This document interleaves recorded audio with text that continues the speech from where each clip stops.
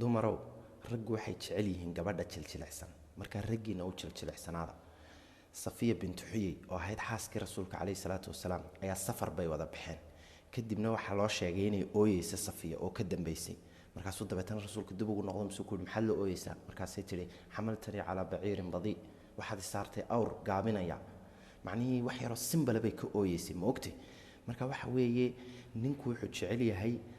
macnihii gabadh jiljilicsan oo dabacsan hadduu ku yara canaanto inaad iska oydaa intaas ku nafisaya ma ogtay haddii barambaro yar aad aragto inaad gadaashiisa istaagta intaad cararta tidaada alla bahalka iga qabo